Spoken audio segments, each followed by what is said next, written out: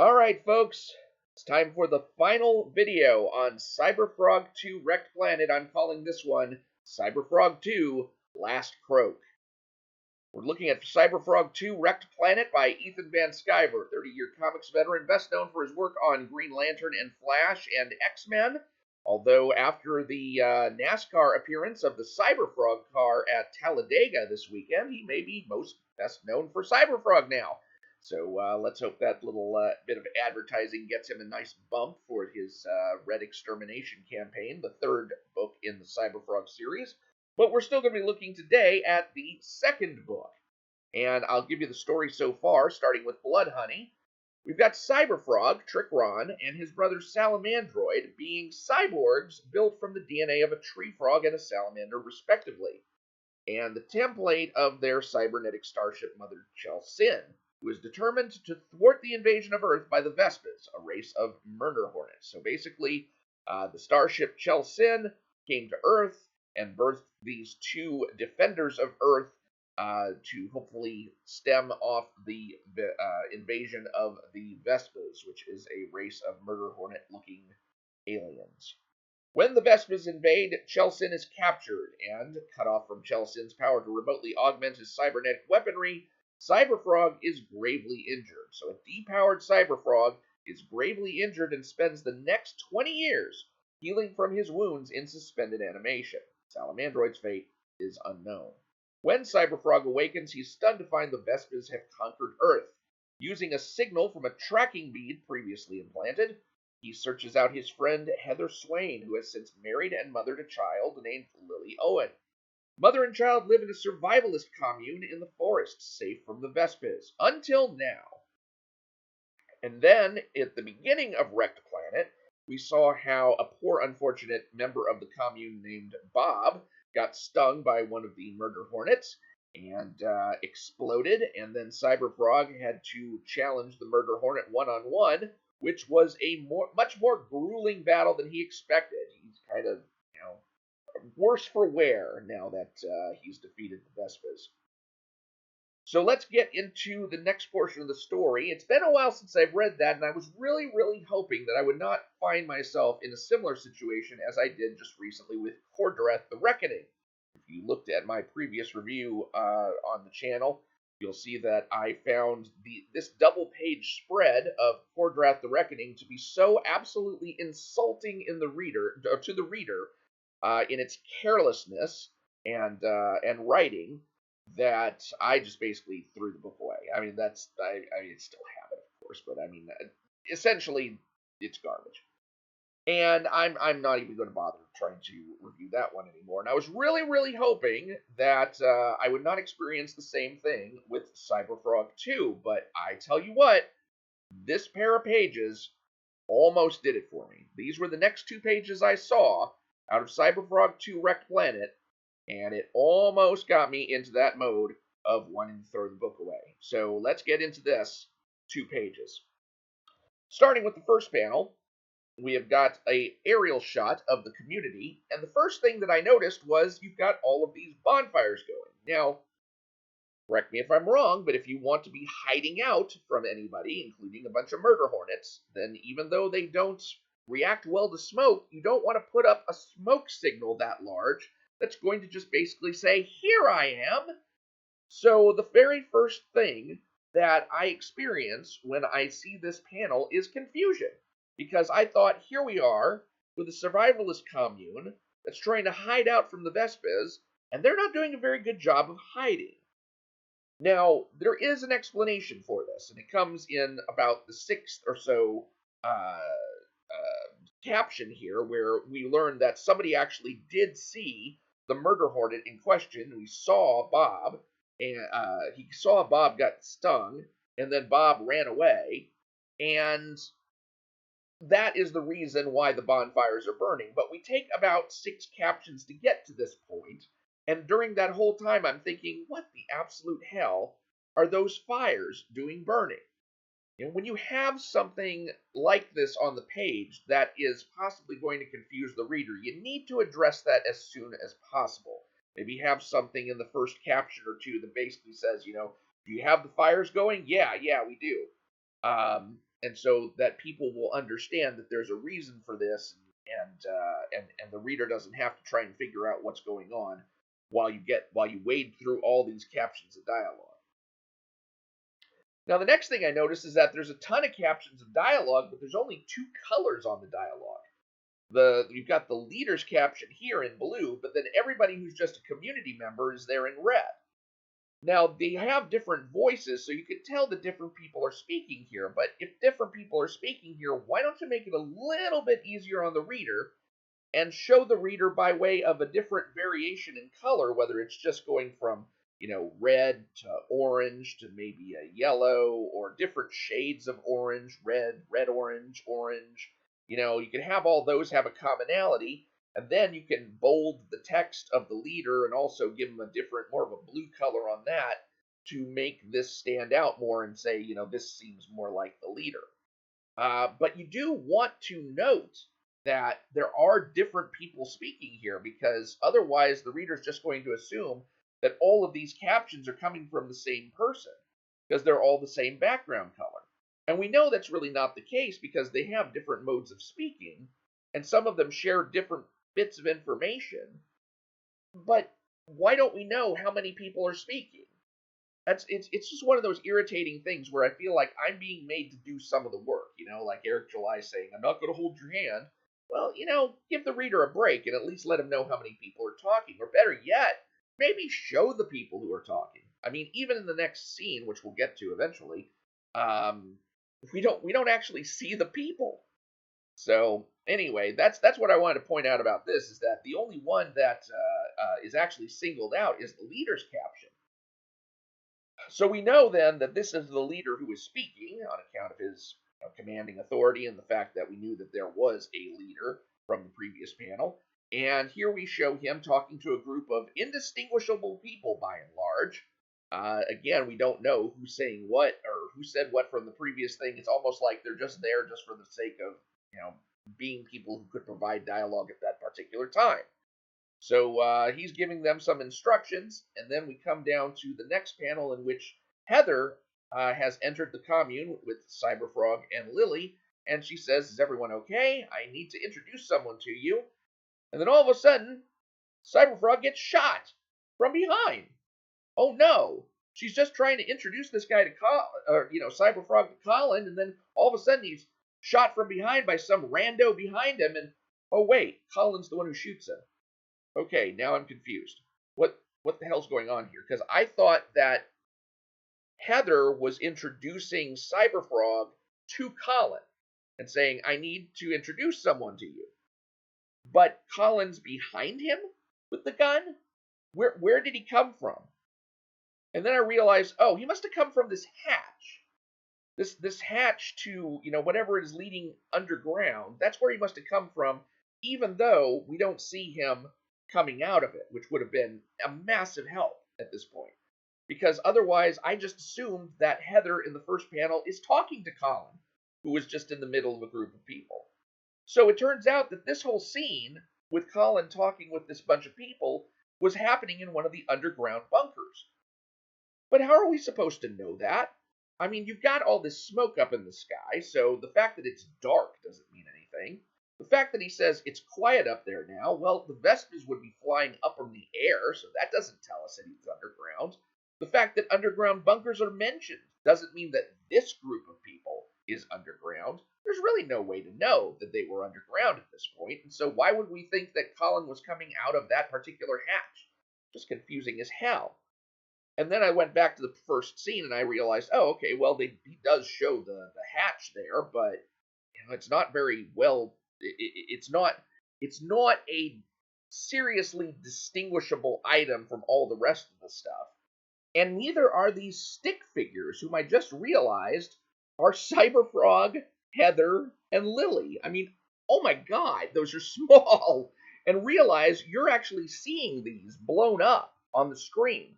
So these are like really tiny on the page. I did not even notice them. Why even bother to draw them on there? Although they do serve a useful function in that when you look at the wall that's behind them, I realize that that is the same wall that appears in this scene. So it's just reversed because they're on the other side of that wall. But that means that this particular hatch is not the hatch that's displayed in the front. It's actually a hatch located over here that we can't even see. I mean, this is not a good aerial introduction to the community. It's showing us like a lot of stuff, but not really the most important pieces. The most important pieces being the community members themselves, and Heather and Lily and Cyberfrog actually entering the community and making contact with those people and having conversations with those people. The kind of stuff that we would expect to happen in this kind of situation.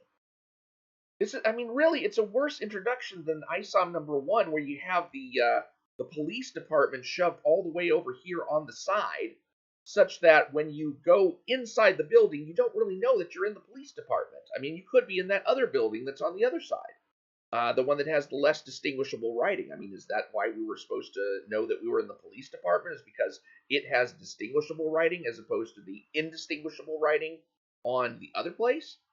Or was it supposed to be the uniforms? That we were just supposed to know that green equals cop uniforms in Florist Park. I mean, come on. Oh well. Anyway, that's enough talking about Rippaverse. You can see my playlist for that. But I'm just saying, this is not good either. This is just basically giving us a nice, pretty aerial shot that doesn't even functionally serve to locate the characters where we need to know where they are. So the next thing that happens is Cyberfrog gets shot, and I know people are expecting me to complain up and down about the panel breaks, but no, I actually think that because Cyberfrog getting shot is the most important thing that happens on the page, that the panel breaks are good. They're justified. This is a good way of making use of that particular technique. What I don't understand is the preceding dialogue, or the captions, the internal monologue captions that Cyberfrog is expressing here. My insides still feel bruised, still numb, but pain receptors still active enough to feel this. So he's mentioning the fact that he's still a little bit in pain, or is he talking about the fact that he's going to feel it when he gets shot? Because I mean, I just don't even understand why he says any of this. This just slows down the scene. Imagine you had come from the previous page where Cyberfrog is introduced, and then the first thing that you get is Heather, get clear, blam. That would be a more fast-paced, jarring panel. But this just slows things down, and I'm reading this stuff, and I can already see he's getting shot here. So we don't want to take too much time to get to the main thing on the page. And then of course we have Colin, being the one who shot him, then getting his glasses, and now we're asking Colin, why? What have you done? Yeah, especially when you couldn't see. You actually took a shot when you couldn't see. Now, I understand there's a little bit of metaphor going on here in the fact that Colin is so proud that he is letting his pride get in the way. He doesn't like the way he looks with glasses, and so he doesn't wear them until he feels like he absolutely needs them. But you would think that when he's about to fire a gun is one of those times. I mean, I'm an extremely nearsighted person myself, and I know that I would never take a shot, especially when the person you're taking a shot toward, if not at, is the person who's basically saying, hey, I need to introduce someone to you. Because that's not a threat at that point. If you say, I need to introduce someone to you, and then Colin goes and takes the shot anyway, that means that he saw well enough to see that what was next to Heather was maybe not human, but at least the way that Heather was acting toward this non-human entity should have been enough so as to mitigate his desire to come out with guns blazing. And then he could have asked for his glasses and say, well, what the hell am I looking at here? But the fact that he was just going to shoot the guy off the cuff is just... I mean, I know it's indicative of his, I guess, desire to make a statement and to look cool, but it just comes off like parody. at that point, as opposed to real human motivation there. But at least, she's asking, Colin, why? What have you done? And we're going to turn the page and find out why it is that he reacted like that, right? Nope. Nope. We get a meanwhile back at the ranch. And this is about as jarring as the meanwhile back at the ranch I got in ISOM #2, where you had Gooding and his robot dog going into the security house fire, and I'm thinking, oh great, we're going to see how Gooding and his dog extinguish the fire, and it's going to be like cool and stuff. And no, instead we do a meanwhile back at the ranch to a Alpha Core bitch session. And then once we get back, the fire's just been put out and everything's cool, which is exactly what happens here. You go to the next actual page dealing with the story, and it says, time passes, calm returns, wounds begin to heal. I'm like, what the fuck? I wanted to know what the exchange between Colin and Heather and Cyberfrog was going to be after that, because he just shot a guy. You don't just go from shooting a guy to, oh well, I guess let's just have everything back to normal. No, that conversation needed to happen. And we needed to know how they were going to resolve the fact that, Colin just fucked up to that degree. But instead, we just get this. Okay.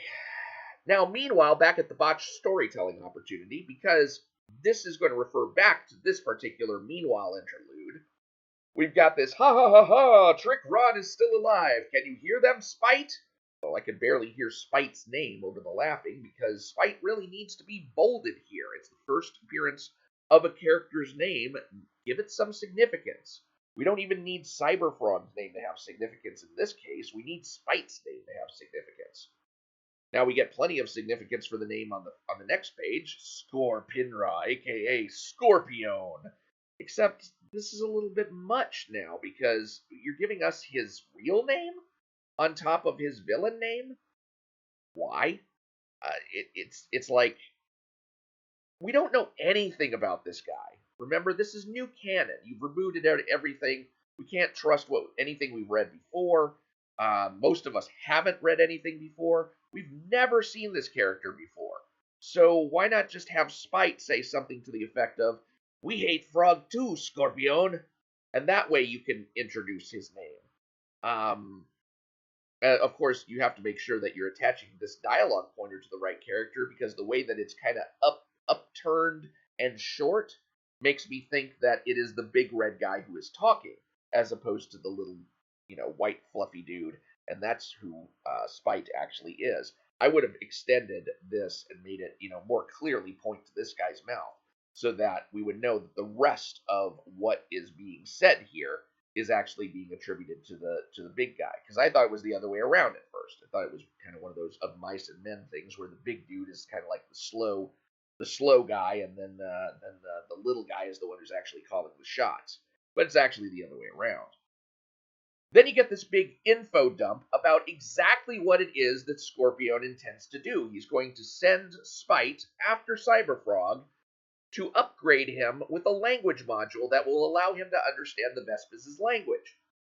And I know that there is this thing, criticizing Eric July for not giving readers enough information, but this is an opportunity to give the reader just enough information and yet not too much. And it was a wasted opportunity here, because if you tell us here that what Scorpion is planning is going to benefit Cyberfrog, then we are not going to be afraid whenever Spite eventually encounters Cyberfrog. What should have been done at this point is that Scorpion should have told Spite, I'm going to give you, a module that you will infect Cyberfrog with, and then, he shall see the new way of the world under the Vespis, or something like that. And that way, Scorpion can retain his villainous character, and we will assume, since, Spite and Scorpion are both villains, that whatever it is that he's planning, whatever it is that's in that module, it is something that Cyberfrog does not want. And then we can be worried for Cyberfrog after the module gets successfully installed, and we're like on the edge of our seats trying to find out, oh my god, what is it that's going to happen now? But we're robbed of that up front, because Scorpion just flat out tells us this is something that's actually going to aid Cyberfrog. It's just a blown opportunity here to do something that would surprise the reader later on. And when we actually see this double page spread of Spite, it's like, oh good, he's here. That's the reaction we, the reader, get, instead of, oh my god, it's Spite. Oh no, he's finally arrived. He's going to infect Cyberfrog with this module and whatnot. Maybe that would have justified the double page spread, because right now I feel like I'm looking at wasted money. This really didn't need to be a double page spread. I know there is this drive among art-centered creators to just, make what looks like the coolest thing possible across the largest amount of space possible, but for God's sake, restrain yourself and just tell the story.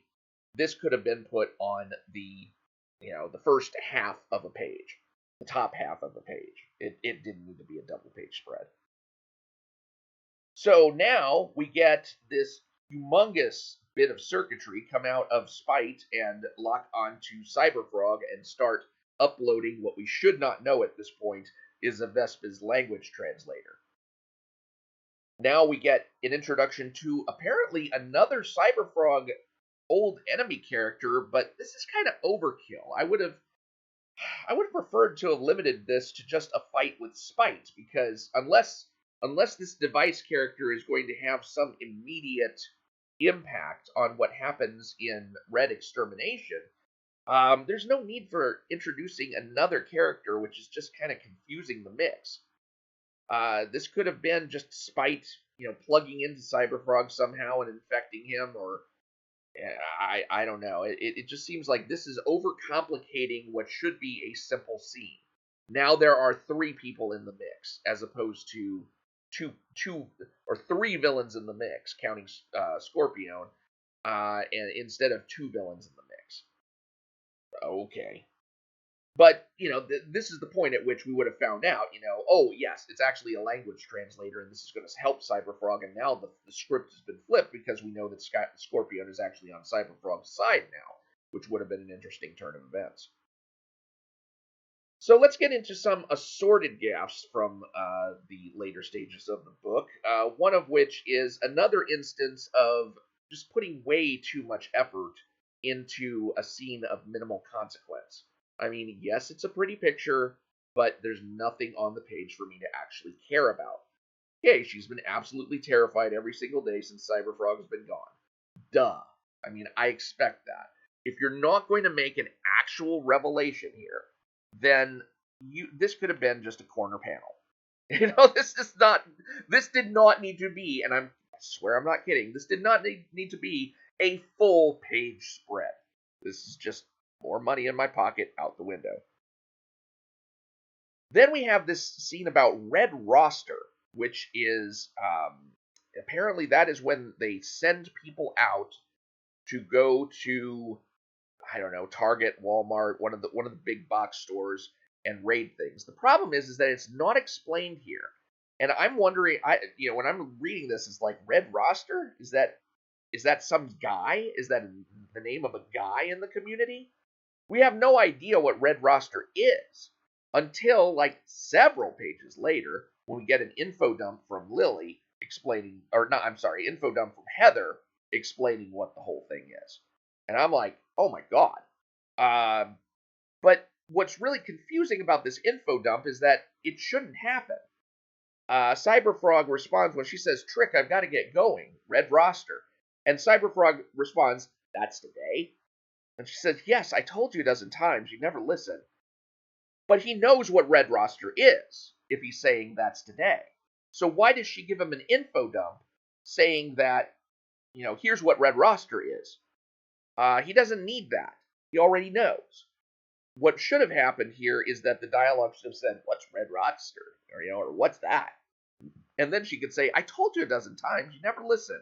And then she can give us the info dump on what Red Roster is. So this is just where the dialogue doesn't sync up well.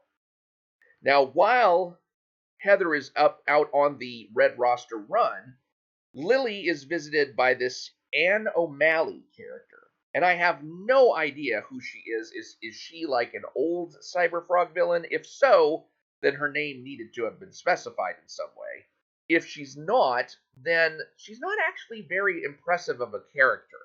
I mean, yeah, she looks weird and creepy, and she's got the glowing eyes, which says she's some kind of witch or mind screwer or what have you.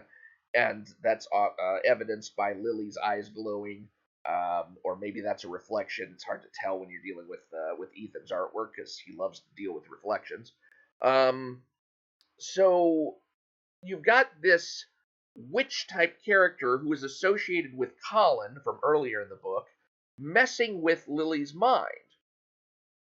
And I just feel like this was a wasted opportunity to explore the baseness of the human condition.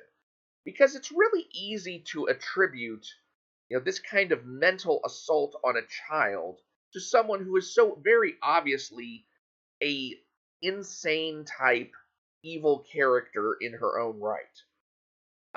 There's nothing particularly special about that. But what if this character instead was just Colin's wife or partner or what have you? Colin's wife, girlfriend, whatever you want to call it. She's the matriarch of the community, maybe an older woman. And she comes to Lily and she plants the idea in Lily's mind that Lily would be happier if she could go out and find her father like she did before. Then that strikes us as truly evil because this is a character who is supposed to be a matriarch protective type, actually putting a child in danger for the sake of protecting her husband's status. And that is something that would come off as true evil. This does not. This just comes off as, there's a character screwing with it. There's a villain character being a villain. But to take somebody who would be thought of as more of a positive character to the community and revealing her to be someone who's willing to stoop to such low behavior to satisfy her lust for power and her lust for status, then that would be a much more intriguing thing. Then we get to Lily's going into the cave, and this is a scene that just shouldn't have happened, period. Now, I know that this scene will be explored in more detail in the Cyberfrog Dark Harvest book, but my point is that this scene shouldn't appear at all. Lily goes off to find her father. That's the last that we should see of her, because the next that we're going to see of her is her in the clutches of the Vespers when it's revealed to Cyberfrog that they have captured Lily. And at that point, the reader should not have to try and juggle the fact that the last time that we saw her, she was going into a cave. Well, what's in the cave? And did she find something in the cave that disturbed her? Were the Vespers themselves in the cave? Did she run out of the cave to be caught by the Vespers? There's this big gap there that now exists that really wouldn't have existed before if she had just gone off to find her dad and then ended up caught. It's like, oh my gosh, the one thing we didn't expect was that she was going to get caught, because she's wearing red and all this stuff. She'd been out, doing this several times before, I guess. So this is just one of these cases where we add on this layer of complexity that the reader has to do some more heavy lifting trying to figure out, okay, so what happened in the cave? Did she encounter the Vespers in the cave? Did she find her dad's bones in the cave? What's going on? What's happening in the cave? And it's not something that the reader should have to occupy himself with at all. Especially when you get to the scene with Lily, the best thing that could have happened were to say, oh yeah, I remember Lily went off to find her dad and I guess they caught her. That's a lot easier to swallow then. And then she went into that cave and then I don't know what happened. And then I guess she must have been caught by the Vespers either inside or outside the cave. That's just too much garbage on the reader's mind. And this part here where Heather has this kind of psychic feeling like something's wrong and Lily's in danger somehow. I can just feel it. She's not safe.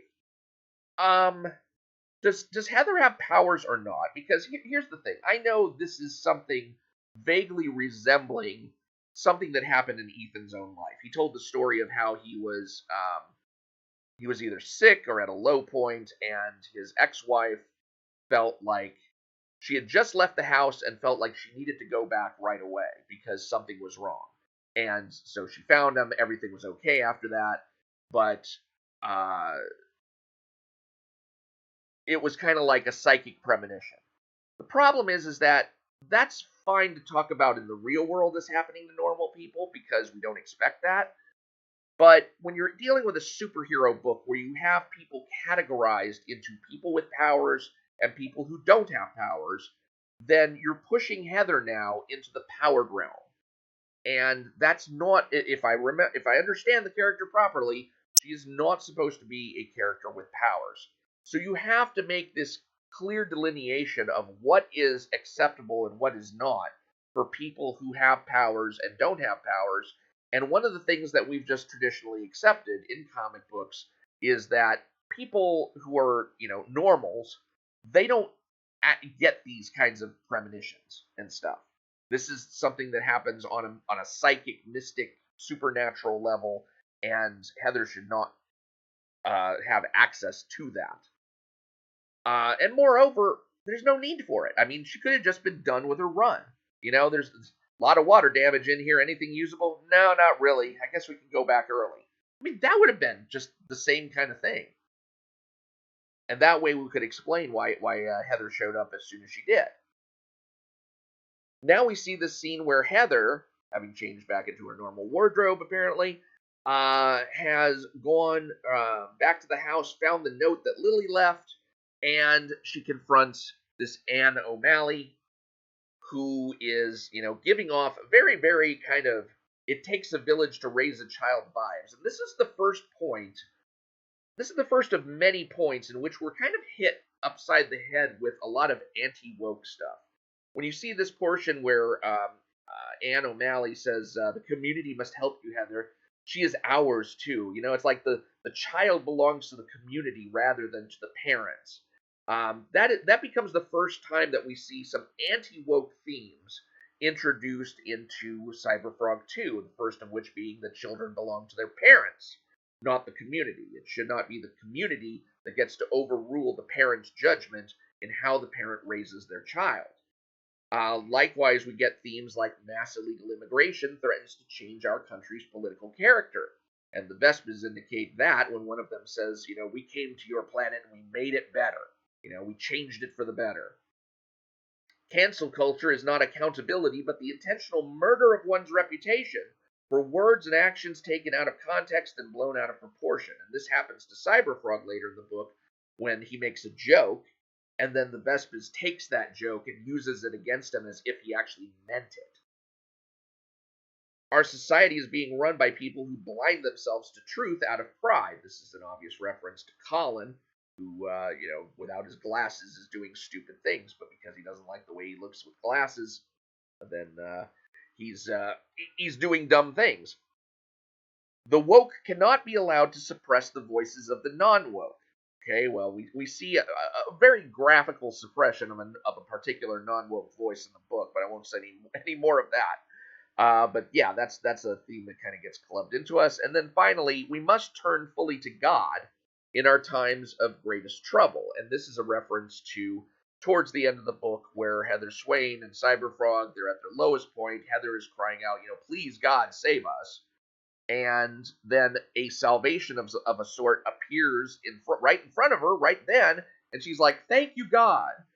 And it's just so blatant, the message. And it is that, I don't know if this is a word, but blatancy that I kind of have a little bit of a problem with, because I know one of the things that Comicsgate has traditionally upheld is the idea that the politics of the writer and the political message of the book should not be something that breaks out of the story. It should be the story that comes first, and then the message is something that might be transmitted through the story, but not at the expense of the story. And I feel like the ham-fisted ways in which some of these themes were placed into the Vespers' mouth, were placed into Heather's mouth, were placed into, various other characters' mouths, made it a little bit on the ham-fisted side, where we were getting much more slapped upside the head with political thought than you would not necessarily expect from a Comicsgate book.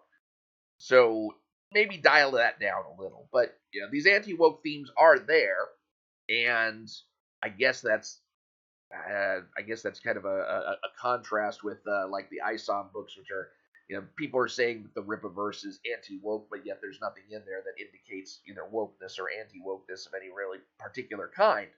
Um, I think Cyberfrog here is trying to be different from that, although I think REKT Planet was probably written well before ISOM #1, so I doubt anything in REKT Planet is a response to ISOM or any of the Rippaverse stuff. All right, it is time to give Cyberfrog REKT Planet a final score, and I usually grade these things on a 10-point scale to give you an idea of what I have graded things with in the past. I've never actually shown a visual grade for these books. Rather, I have just kind of said, here's where I think the book lies around this or that out of 10. But let me just give you some official scores that I have concocted here. ISOM #1. I gave a 6.0 out of 10. There's a lot of technical wrongdoing in the book, obviously, but I did feel like the story, and yes, there is a story in ISOM #1. Go watch my Save the Cat video if you still have any doubts on that. ISOM #1 story made it interesting, and I wanted to see where that portion of the story went next. Despite all of the technical flaws. So I gave that one a 6.0 out of 10. ISOM #2 was a complete disaster. I gave that one a 3.0 out of 10.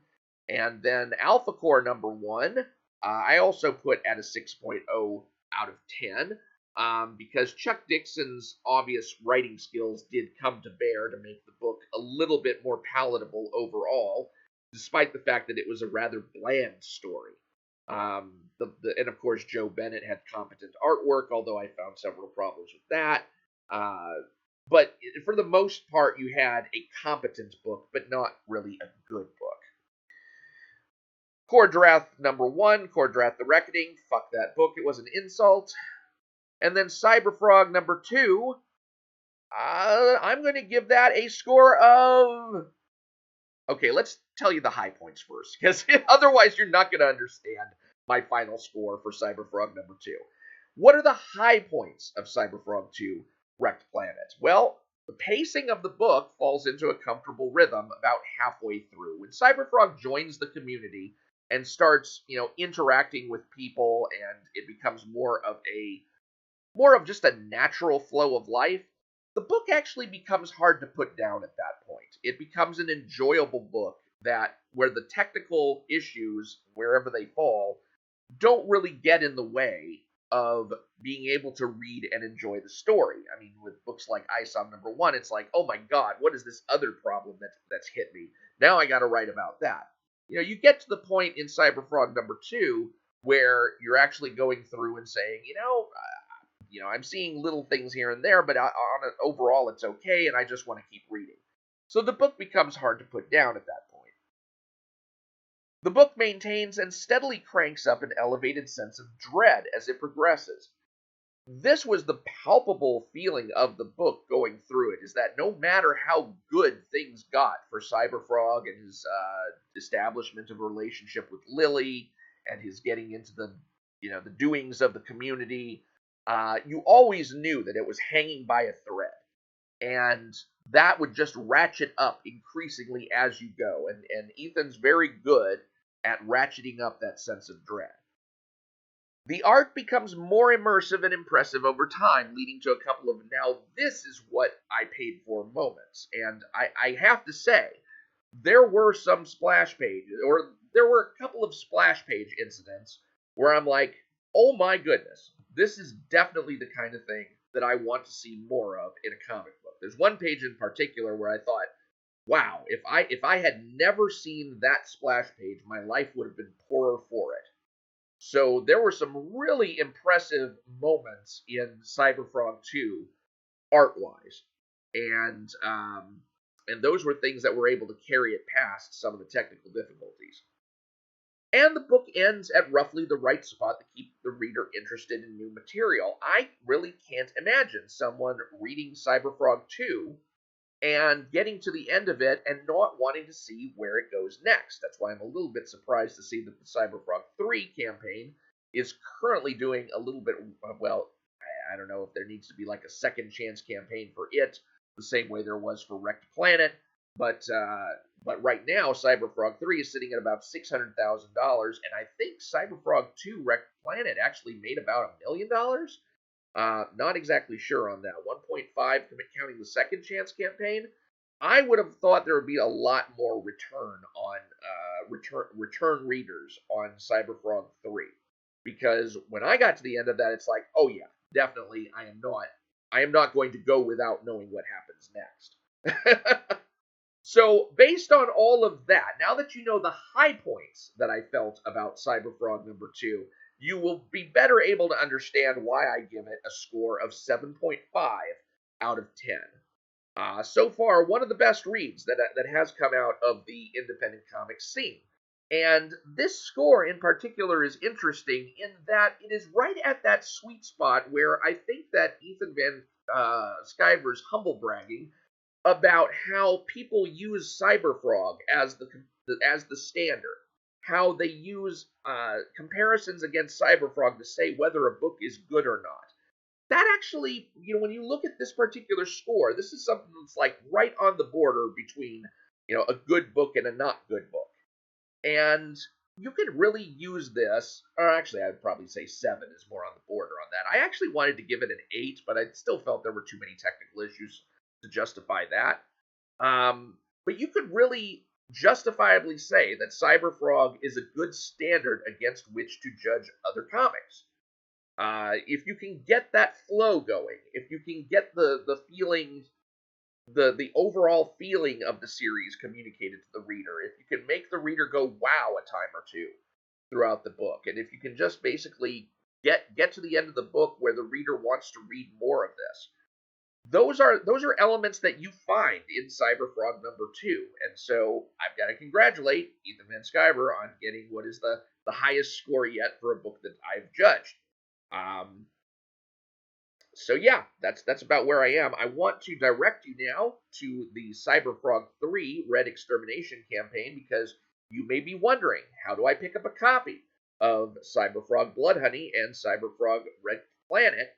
And I think the best place for you to do so is to go to the CyberFrog 3 Red Extermination campaign on Indiegogo. I will put the link to this in my video description.